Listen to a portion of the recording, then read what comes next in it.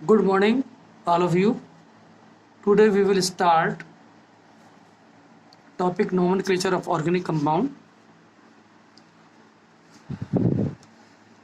Lesson जो अपना previous में चल रहा था वो था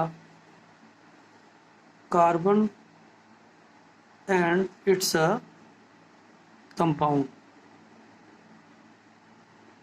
कार्बन इट्स कंपाउंड और इसमें अपना जो टॉपिक आज चलेगा वो होगा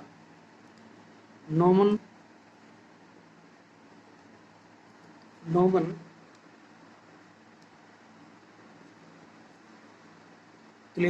of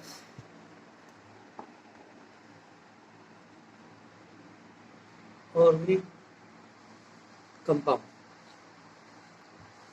As we know, a large number of carbon compounds occur in a nature due to catenation property of a carbon. So, requirement need to given the proper name to new organic compound for various organic compound. For this purpose, three systems of nomenclature were proposed time to time. जैसे कि हम जानते हैं कि carbon के अंदर catenation property मिलती है. कैटिनेशन प्रॉपर्टी का मतलब है कार्बन का कार्बन के साथ जुड़कर चेन बना लेना. इसे हम कहते हैं कैटिनेशन प्रॉपर्टी ऑफ कार्बन या लिंकिंग कैपेसिटी ऑफ कार्बन. और एक नया कंपाउंड बन जाता है. तो इसलिए नेचर में कई हजारों लाखों कार्बन के कंपाउंड मिलने लगे और समस्या ये आने लगी कि अब इनका नाम कैसे दिया जाए, इन्हें किस नाम से पुकारा जाए. इस संदर्भ में समय समय पर तीन सिस्टम आए. Number 1 trivial system, number 2 derived system और सबसे लास्ट में लेटेस्ट जो सिस्टम आया उसे कहा गया IUPAC सिस्टम. अब हम बारी बारी से इन तीनों सिस्टमों को पढ़ेंगे. आज हम सिर्फ 2 ही सिस्टम पढ़ेंगे. उसके बाद नेक्स्ट क्लास के अंदर हम अपने टॉपिक में लेंगे IUPAC PAC system. Trivial system also known as a tribal system, also known as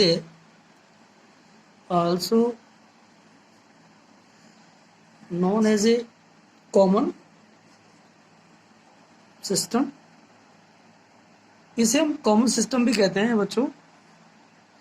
अगर इसकी बात करें कि ये किस बेस पर बना है इस सिस्टम, तो हम कह सकते हैं कि in this system of nomenclature of organic compound is based on their sources or the special property of organic compound.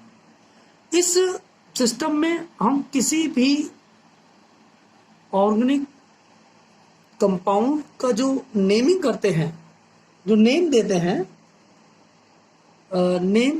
देते हैं उसका जो आधार होता है, बेस जो होता है वो होता है या तो सोर्स होता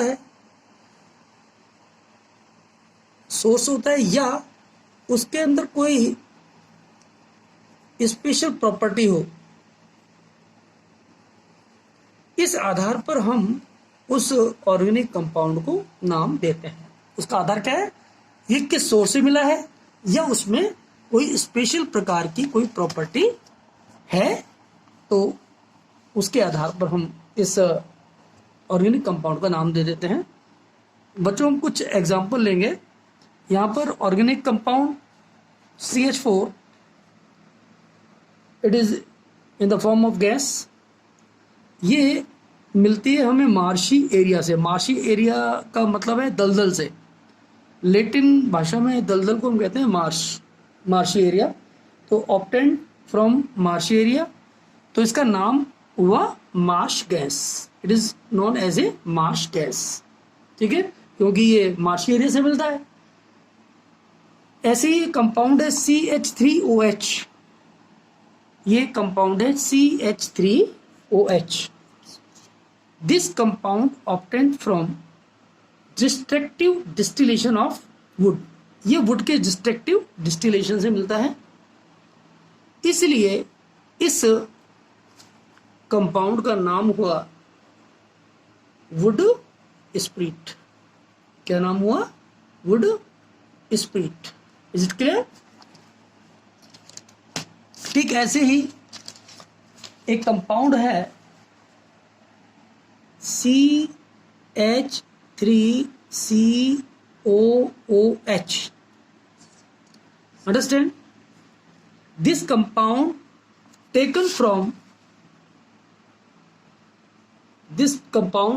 taken from Latin name acetum of the vinegar। Vinegar को हम लैटिन वर्ड में कहते हैं एसिटम, इसलिए इस कंपाउंड का नाम हुआ acetic acid. Is it clear? ये विनेगर से मिलता था और विनेगर को हम लैटिन भाषा में कहते हैं एसिटम, इसलिए इसका नाम क्या पड़ेगा? Acetic acid. ऐसे ही एक कंपाउंड है HCOOH या HCOOH। This compound obtained from distillation of red ant. ये जो कंपाउंड था शुरू में सबसे पहले रेड आंट यानी कि लाल चींटियों के डिस्टिलेशन से मिला, और लाल चींटियों को लैटिन लैंग्वेज में जो कहते हैं वो कहते हैं फॉर्मिका। क्या कहते हैं? फॉर्मिका। ठीक है, ये लैटिन वर्ड है, इसलिए इस कंपाउंड को नाम दिया गया फॉर्मिका एसिड। ठीक है, फॉर्मिका एसिड। ठीक है, ऐसे ही एक कंपाउंड और है C2H5OH। ये भी एक ऑर्गेनिक कंपाउंड है। It is a organic compound. It is obtained from fermentation of grain. ये ग्रेन के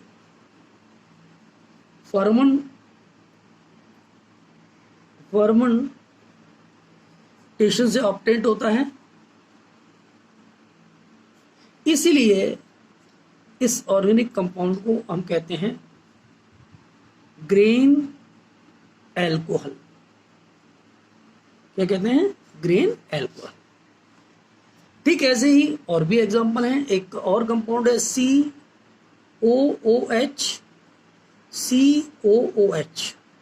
इसमें दो ऑक्जेलिक एसिड ग्रुप हैं जो आपस में जुड़े हुए हैं। ये ऑक्सिलस प्लांट में मिलता है। किसमें मिलता है बच्चों? ऑक्सिलस प्लांट के अंदर पाया जाता है, इसीलिए इस एसिड का नाम हुआ ऑक्जेलिक एसिड। क्या नाम हुआ बच्चों? Oxalic acid. Is it clear? ठीक है। ठीक ऐसे ही और एक कंपाउंड देखो, कार्बन के चारों वैलेंसीज पर अलग अलग ग्रुप इस तरह से जुड़ जाते हैं। एक पर मिथाइल ग्रुप, एक पर एसिड ग्रुप, एक पर एल्कोहल ग्रुप और ये H। ये जो कंपाउंड है ये मिलता है मिल्क से। किससे मिलता है? जो मिल्क से। और मिल्क को लैटिन भाषा में, लैटिन लैंग्वेज के अंदर इसको हम कहते हैं लैक्टम। क्या कहते हैं? लैक्टम। क्या कहते हैं? लैक्टम। इसलिए इस कंपाउंड का नाम हुआ लैक्टिक एसिड। क्या नाम हुआ? Lactic acid. ठीक है। तो अभी तक आपने जो भी एग्जाम्पल देखे, जो भी हमने आपको ऑर्गेनिक कंपाउंड के नाम बताए, उसका सभी का बेस ये रहा कि वो किसी न किसी सोर्स से मिलते हैं और उसी सोर्स के आधार पर उनका नाम रख दिया गया।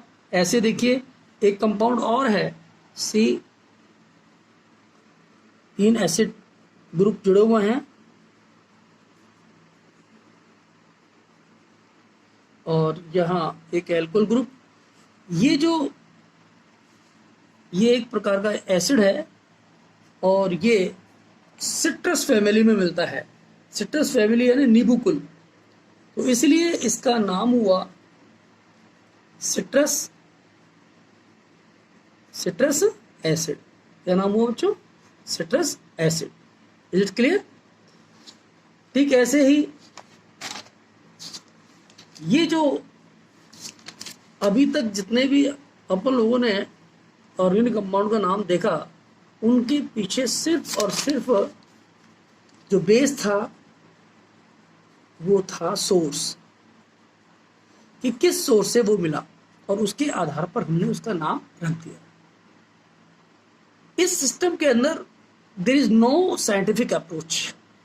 ये साइंटिफिक अप्रोच नहीं है, क्योंकि एक ही सोर्स से हो सकता है एक से अधिक सब्सटेंस मिल सकते हैं, ऑर्गेनिक कंपाउंड मिल सकते हैं, या अलग अलग सोर्स से एक जैसे ऑर्गेनिक कंपाउंड भी मिल सकते हैं। तो ऐसी स्थिति में ट्राइबल सिस्टम क्या हो गया? फेलियर हो गया। जैसे name is not related to the structure of the substance, इस सिस्टम में ये नहीं पता लगता कि सब्सटेंस का स्ट्रक्चर क्या है। जैसे सिट्रिक एसिड कह दिया आपने, लैक्टिक एसिड कह दिया, आपको पता ही नहीं लग रहा इसमें स्ट्रक्चर किस तरह का है। It means there is no scientific approach. इसमें कोई साइंटिफिक अप्रोच नहीं, हमें यही नहीं पता लगता कि इस स्ट्रक्चर में कितने कार्बन वाला कंपाउंड है और कैसे आपस में ये कार्बन जुड़े हुए हैं, इसकी जानकारी हमें नहीं मिलती है। दूसरा, different substance found from one source, then we are not given different name to the organic compound according to tribal system. Tribal system के अकॉर्डिंग डिफरेंट जो सब्सटेंस है वो कभी कभी ऐसा होता है वो एक ही सोर्स में मिलते हैं। जैसे पेट्रोलियम प्रोडक्ट है, वो सारे पेट्रोलियम क्रूड ऑयल से मिलते हैं सारे। तो ऐसी स्थिति में सभी को हम अलग अलग नाम दे ही नहीं सकते इस सिस्टम के अकॉर्डिंग, जबकि पेट्रोलियम प्रोडक्ट से बहुत सारे अलग अलग प्रकार के सब्सटेंस निकलते हैं, ऑर्गेनिक कंपाउंड निकलते हैं। तो इसी वजह से ये ट्राइबल सिस्टम क्या हुआ? फेलियर हुआ। दूसरा, कभी कभी ऐसा भी हुआ कि when same substance obtained from different source, then we can't give the name to the organic compound by this tribal system. कभी कभी ऐसा भी होता है कि अलग अलग जो सब्सटेंस है वो अलग अलग सोर्स से मिलते हैं, लेकिन होता है वो एक ही है। सब्सटेंस तो सेम है लेकिन अलग अलग सोर्स है। तो उसी स्थिति में भी सभी सब्सटेंस को क्या होगा? अलग अलग नाम दिया जाना चाहिए, लेकिन ऐसा नहीं होता। So when same substance obtained from different source, then we can't give the name to the organic compound by this tribal system. तो इसका क्या हुआ? सोर्स तो अलग है लेकिन सब्सटेंस सेम है। तो ऐसी स्थिति में क्या होगा? इस सिस्टम के द्वारा हम नाम नहीं दे पाएंगे। इस सिस्टम के अंदर एक जरूर एक करेक्टरिस्टिक अच्छा दिया, जिसको IUPAC ने आगे जाके फॉलो भी किया है, वो है कि for unbranch compound word use for normal. अगर कार्बन जुड़कर अनब्रांच चेन बनाते हैं, अनब्रांच कंपाउंड बनाते हैं, तो उसके लिए इस सिस्टम के अंदर नॉर्मल शब्द यूज करते हैं। अगर ब्रांच कंपाउंड है और उससे एक ही ब्रांच निकलती है तो उसके लिए आइसो शब्द यूज करेंगे। और अगर ब्रांच कंपाउंड है और किसी एक कार्बन से 2 ब्रांच निकलती हैं तो उसके लिए हम नियो शब्द यूज करेंगे। जैसे एग्जांपल देखिए, यहाँ पर एक कंपाउंड है CH3 CH2 CH2 CH3। तो यहाँ पर देखिए अनब्रांच्ड कंपाउंड है, कार्बन कंपाउंड है, इसलिए यहाँ पर शब्द यूज किया गया नॉर्मल। क्या यूज किया गया? Normal butane. ठीक है। अब ये वास्तव में ये ब्यूटेन शब्द कैसे आया है इसके बारे में हम IUPAC में ही देखेंगे। फिलहाल आप इतना ही याद कीजिए कि 4 कार्बन की श्रृंखला है। अगर उसमें ब्रांच नहीं है तो उसके लिए हम नॉर्मल शब्द यूज करते हैं, और 4 कार्बन वाली श्रृंखला को हम सिंपली क्या कहते हैं? चेन को क्या कहते हैं? ब्यूटेन। तो नाम क्या हुआ? Normal butane. नाम क्या हुआ? नॉर्मल ब्यूटेन, इसको इस तरह से लिखते हैं। ऐसे ही यहां पर देखिए ये एक कार्बन कंपाउंड है जिसके अंदर एक चेन ब्रांच्ड कार्बन कंपाउंड है, तो एक चेन साइड से निकली हुई है, इसलिए इस साइड चेन के लिए शब्द यूज करते हैं आइसो। क्या यूज करते हैं? आइसो। और टोटल कार्बन कितने? 1 2 3 एंड 4, इसलिए नाम हुआ आइसो ब्यूटेन। ऐसे ही एक कंपाउंड और है जिसमें देखिए, ध्यान से देखिए कि एक कार्बन से ऊपर की तरफ और नीचे की तरफ ब्रांच निकली हुई है, और टोटल कार्बन कितने हैं? 5। तो ऊपर नीचे जब ब्रांच निकल जाए, यानी 2 ब्रांच निकल जाए, तो उसके लिए शब्द यूज करते हैं बच्चों नियो। क्या यूज करते हैं? नियो। तो नाम इसका क्या हुआ? Neo pentane. नाम क्या हुआ? Neo pentane. नेक्स्ट एक ड्राइव सिस्टम है। सेकंड, ड्राइव सिस्टम के अंदर हम ये बताते हैं कि this system of nomenclature of organic compound is based on derivatives of simple compound. इस ड्राइव सिस्टम में हम किसी एक पेरेंट कार्बन कंपाउंड से बने हुए डेरिवेटिव्स को मानते हुए इसका नोमेनक्लेचर करते हैं। जैसे फॉर एग्जांपल CH4, ये एक ऑर्गेनिक कंपाउंड है, इसका नाम है मीथेन। इसका नाम क्या है? मीथेन। तो इसका एक हाइड्रोजन, इसमें यहां पर देखिए इसकी एक हाइड्रोजन हटाकर हमने ये वाला ग्रुप जोड़ दिया। ये वाला ग्रुप अभी हमने जोड़ा है। देखिए यहां ये, इसको ध्यान से देखिए बच्चों आप, ये CH4 है, इसके 2 हाइड्रोजन हटाकर हमने 2 मिथाइल ग्रुप जोड़ दिए, तो नाम क्या हो गया? Di methyl methane. नाम क्या हुआ? Di methyl methane. ऐसे ही हमने इसके 3 हाइड्रोजन हटाकर, मिथेन के 3 हाइड्रोजन हटाए और उसमें 3 मिथाइल ग्रुप लगा दिए, 1 2 3, तो नाम क्या हो गया? Tri methyl methane. नाम क्या हो गया? Tri methyl methane. ऐसे ही बच्चों यहां देखो ये कंपाउंड है CH3OH, नाम इसका है कार्बिनॉल। इसका नाम क्या है? कार्बिनॉल। तो इसमें हमने एक हाइड्रोजन इसका हटाया, एक हाइड्रोजन हटाते ही ग्रुप क्या बन गया?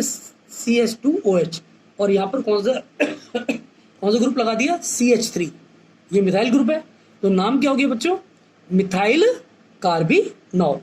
नाम क्या हो गया? Methyl carbinol. और अब हमने सेकंड एग्जांपल में एक हाइड्रोजन हटाया और इसकी जगह ये वाला ग्रुप इथाइल ग्रुप जोड़ दिया, तो नाम क्या हो गया? Ethyl carbinol. ठीक है, तो ये ड्राइव सिस्टम में इस तरह से नाम देते हैं। तो CH3OH ये एसिडिक एसिड है, इसके अंदर ये वाला जो ग्रुप है आइसोप्रोपाइल ग्रुप है। एक हाइड्रोजन हटाया एसिडिक एसिड के अंदर से और आइसोप्रोपाइल ग्रुप जोड़ दिया, तो नाम क्या हो गया? Isopropyl acetic acid. ओके, आज हमने 2 सिस्टम आपको पढ़ाए हैं। ठीक है, ये इसको आप ध्यान से देखेंगे, और नेक्स्ट टाइम जब भी हम मिलते हैं आपको हम 3rd सिस्टम पढ़ाएंगे नोमेनक्लेचर का, और उसका नाम है IUPAC, international union pure applied chemistry. उसके तहत हम पढ़ेंगे। ठीक है, okay, have a nice day.